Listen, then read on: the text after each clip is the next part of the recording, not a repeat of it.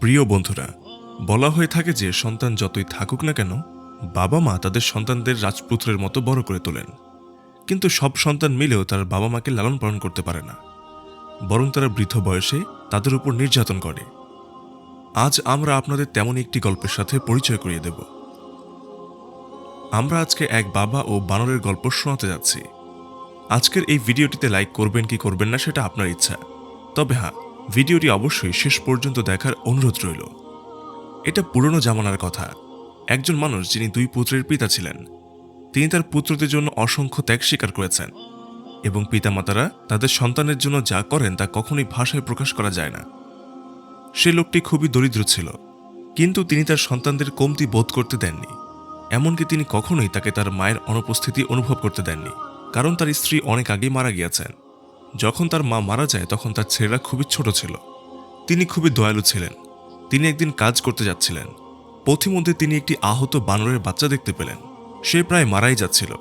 সে দ্রুত বানরের বাচ্চাটিকে তুলে নিয়ে ডাক্তারের কাছে নিয়ে গেল এবং ব্যান্ডেজ করে তার বাড়িতে নিয়ে এলো। এখন দুই ছেলের সাথে ছোট বানরের বাচ্চাটাও তাদের ঘরের একটি অংশ হয়ে গিয়েছিল। সেই বানরের বাচ্চাটা বড় হতে লাগলো, আর লোকটি বৃদ্ধ হতে লাগলো। নিজের বাচ্চাদের দায়িত্ব নিতে নিতে তিনি অনেক ভেঙে পড়লেন, কিন্তু কখনো কোনো অভিযোগ করলেন না। সেই ছেলেগুলো এতটাই বিশ্বাসঘাতক, এতই অবিশ্বস্ত যে বাবার ব্যাপারে তাদের কোনো খবরই ছিল না। ছোটবেলা থেকেই তাদের শুধু অনুরোধ করার অভ্যাস ছিল। অথচ বানরের বাচ্চা তার মনিবের প্রতি খুবই আসক্ত ছিল।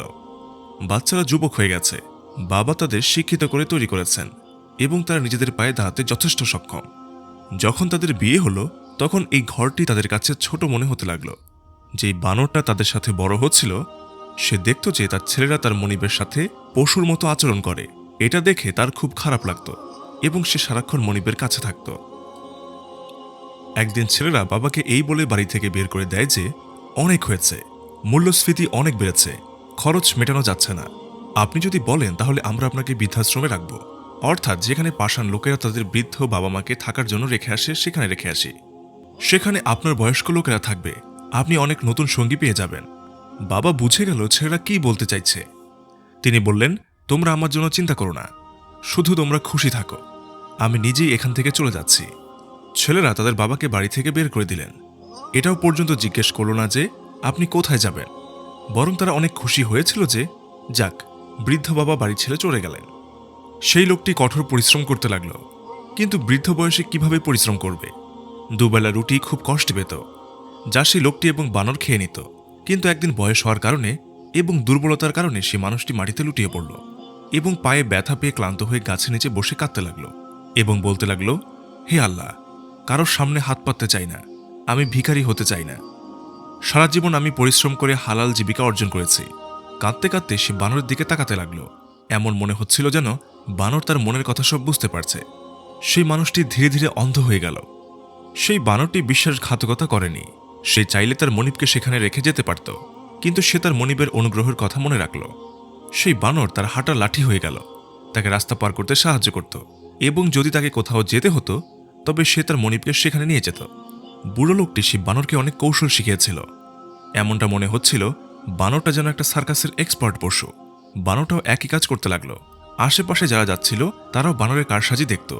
এটা দেখে তারা হাসতে লাগলো, এবং তারা টাকাও দিতে শুরু করলো। সে যত টাকা পাচ্ছিল তার মনিব কেনে সব দিচ্ছিল। এখন নিয়ম অনুযায়ী ঠিক হলো যে সে দুবেলা খাবার সহজেই খেতে পারবে, থাকার জায়গাও পেয়ে গেল। সেই বানরটি খুবই বুদ্ধিমান ছিল। সে তার মনিবের মনের প্রতিটি বিষয় বুঝতে পারত, এবং মজার ব্যাপার হলো সে প্রতিটি কাজ খুব ভালোভাবে কৌশলের সাথে দেখাতো। পুরো এলাকায় তার নাম বিখ্যাত হয়ে গেল যে এটি খেলা দেখানো একটি বানর। একদিন এক সার্কাসের মালিক সেই বানরটিকে লক্ষ্য করল। লোকজন জড়ো হয়ে বানরটিকে দেখছিল, এবং শহরে একটা মেলা বসেছিল, এবং সেখানে একটি বড় সার্কাসও বসানো হয়েছিল। সার্কাসের মালিক যখন বানরটিকে এমন আশ্চর্যজনকভাবে লাফিয়ে লাফিয়ে হাত নাড়তে দেখে, তখন সে ভাবল যে আমি এই বানরটিকে নিয়ে যাব, তাকে সার্কাসের অন্যান্য প্রাণীর সাথে অন্তর্ভুক্ত করব। এরপর সার্কাসের মালিক বৃদ্ধের কাছে এসে বলল, এই বানরটি আপনার? সে বলল, হ্যাঁ, এটি আমার প্রিয় বানর, সে আমার সাথে থাকে এবং আমার বৃদ্ধকালে একটি সাপোর্ট। সার্কাসের মালিক বলতে লাগলো, তুমি এভাবে রাস্তায় ঘুরে বেড়াচ্ছ, তোমার থাকার কোনো জায়গা নেই। তুমি জায়গা পাবে, শুধু তোমার শহরে নয়, বরং আমরা বড় বড় দেশে যাই। আমাদের সার্কাস অনেক বড়, ভাবো, আমি তোমাকে খুব ভালো কিছু অফার দিচ্ছি। এখন বৃদ্ধ বললেন, এর চেয়ে ভালো আর কি হতে পারে? এখন তারা দুজনেই সেই সার্কাসে যোগ হয়ে গেল। সার্কাসে বানরকে নতুন নতুন কৌশল শেখানো হলো। একবার শহরে মেলার আয়োজন করা হয়েছিল। এটা ছিল অনেক বড় মেলা। দূর দূরান্ত থেকে ধনী মানুষ এসেছিল। বানরের স্টান্ট দেখে ধনী ধনী ব্যক্তিরা উঠে দাঁড়াতো এবং হাততালি দিতে লাগলো। সার্কাসের মালিক বানরটিকে কাঁধে তুলে বললেন, এ তো আজ আমাদের সার্কাসকে অনন্য করে তুলেছে। যেই মানুষেরা এই সব কিছু দেখেছিল তাদের মধ্যে সেই অন্ধ বৃদ্ধের ছেলেরাও বসেছিল, যারা স্ত্রী সন্তান নিয়ে মেলা দেখতে এসেছিল। তারা চিনতে পেরেছিল যে এটা তো সেই একই বানর যে আমাদের বাবার সাথে থাকত। তাহলে কি সার্কাসে আমাদের বাবাও উপস্থিত রয়েছেন? সে তার বাবাকে এদিক ওদিক খুঁজতে লাগলো। তার বাবা সেখানে দাঁড়িয়ে হাততালি দিচ্ছেন। তারা বুঝে গেল যে এই বানরটি এখন এখানে কাজ করে। তারা বলতে শুরু করে, আরে আমরা সুযোগটি হাতছাড়া করেছি। তাকে কিভাবে যেতে দিয়েছি? নিজের বাবাকে বের করে দিতাম, কিন্তু এই বানরটিকে যদি আমাদের কাছে রেখে দিতাম তাহলে অনেক লাভ হতো। দুই ছেলে তাড়াতাড়ি উঠে বাবার পেছনে হাঁটতে লাগলো এবং বলতে লাগলো, বাবা তুমি এখানে কেন? বাবা চুপ করে রইল। সে এমনিতে কোনোভাবেই দেখতে পাচ্ছিল না। দুজনে বলতে লাগলো, আরে আপনার তো চোখও চলে গেছে। ওই দুই ছেলে সার্কাসের মালিকের কাছে এসে বলল, এটা আমাদের বানর। আপনি কি জানেন না এটা খুব ভালো এবং অনেক বুদ্ধিমান? সার্কাসের মালিক তো সবকিছুই জানতো। তাই সে রেগে গিয়ে বলল, তোমাদের মতো বিশ্বাসঘাতক আর অবাধ্য ছেলে যারা তাদের বৃদ্ধ বাবাকে বাড়ি থেকে ধাক্কা দিয়ে তাড়িয়ে দিয়েছে, তোমরা দুজনেই বিশ্বাসঘাতক। এই বানরই তার আসল ছেলে। এই বানরটা তোমাদের নয়, বরং তার যে দাঁড়িয়ে আছে। এবং এটাও শোনো, আমরা এই বানরকে কিছুতেই তোমাদের হাতে তুলে দেব না। আমরা এখান থেকে বের হয়ে বাইরের দেশে চলে যাব।